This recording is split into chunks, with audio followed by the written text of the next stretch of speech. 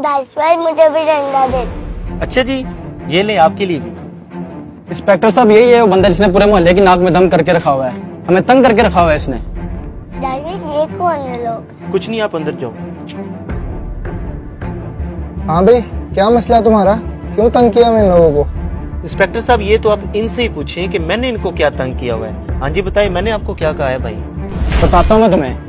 Inspector साहब, एक तो ये पूरे मोहल्ले में बिद्दत फैला रही है, देखिए लाइटें लगाई हैं, झंडियां लगाई हुई हैं, और दूसरा ये हमारे खिलाफ शेर पड़ता है, इसको जरा पूछें। ये लाइटें और झंडियां तो ठीक है, और मौलवी कौन सा शेर पढ़ते हैं उनके खिलाफ? तुम क्या इंतशार फैलाया हुआ तुमने? इंस्पेक्टर साहब मैं कोई इंतशार नहीं फैला रहा, और जो शेर की बात भाई कर रहे हैं वो तो बच्चा बच्चा पढ़ता है कि आप सबके पास जाएंगे। वो शेर इतना प्यारा शेर है, वो तो हम हुजूर की मोहब्बत में पढ़ते हैं और शैतान के खिलाफ पढ़ते हैं कि निसार तेरी चहल पहल पर हजारों ईदे रबीउल अव्वल, सिवाय इबलीस के जहां में सभी तो खुशियां मना रहे हैं। ये देखिए इंस्पेक्टर साहब, ये शेर हमारे खिलाफ पड़ता है, ये हमें चिढ़ाने के लिए। हाँ भाई, इस शेर में ऐसा क्या है जो तुम चिढ़ रहे हो? इंस्पेक्टर साहब आपने नहीं देखा, ये हमें इब्लीस कहने की कोशिश कर रहा है। भैया मैं आपको पुलिस किधर कह रहा हूँ, मैं तो ये शैतान के खिलाफ शेर पढ़ता हूँ। आप अपने ऊपर ये क्यों ले रहे हैं? क्या आपको हुजूर की आमद की खुशी नहीं है? और बस करो, आमद की खुशी नहीं है। हुजूर का इंतकाल 12 रबीउल अव्वल को हुआ था, तो हमें खुशी मनानी चाहिए या गम? इंस्पेक्टर साहब एक तो इस बंदे की भी समझ नहीं लगती। हमारे खानदान में जब कोई फोत हो जाता है, हम 10वां करवाएं या 40वां करवाएं, ये तब भी हमें तंग करता है कि इस्लाम में तो सोग 3 दिन का होता है, आप लोग ये 10वां 40वां क्यों करवा रहे हो? हालांकि हम ये 10वां 40वां सोग के लिए नहीं करते, हम तो मैयत के साले स्वाब के लिए करते हैं, लेकिन बकौल इन जनाब के कि आप लोग गम मना रहे हैं। अब इसी में सवाल करता हूँ कि जब हुजूर की बारी आई है तब इसे गम क्यों याद आ गया? हुजूर को तो दुनिया से पर्दा किए सदियां गुजर गई है, अब कौन सा गम मना रहे हो? अब तुम्हारा वो फतवा किधर गया?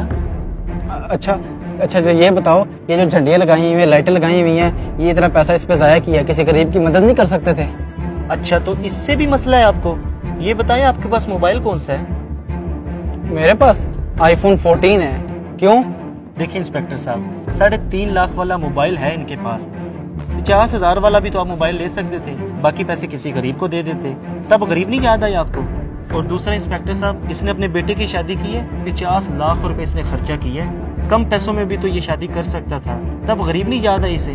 हालांकि हदीसे पाक में ये है कि बेहतरीन निकाह वो है जो कम खर्च पर हो, सिर्फ मिलाद पर ही इसे ये वसवसे आते हैं। और ये जो कह रहे हैं ना, ये फजूल खर्चियाँ किसी गरीब की मदद कर देते हैं, जब ये सलाब आता है ना तो लाखों रुपया हमने जमा करवाया। अल्हम्दुलिल्लाह हमें गरीबों का एहसास है, हम हुजूर का मिलाद भी मनाते हैं और गरीबों की मदद भी करते हैं। भाई मेरे, मुझे इसकी कोई बात नहीं गलत लगी।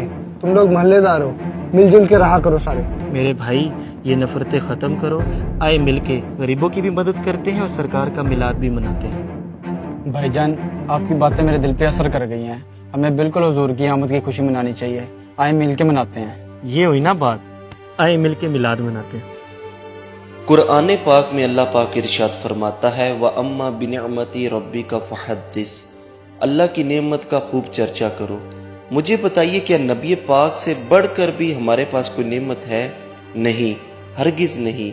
इसलिए हमें चाहिए कि आपस के इख्तलाफात को ख़त्म करके हजूर की आमद की खुशी खुले दिल से मनानी चाहिए। अगर आपको हमारा ये मैसेज पसंद आया तो इसे ज़रूर बिल ज़रूर शेयर कीजिए और हमारे पेज को फॉलो करना मत भूलिए। शुक्रिया।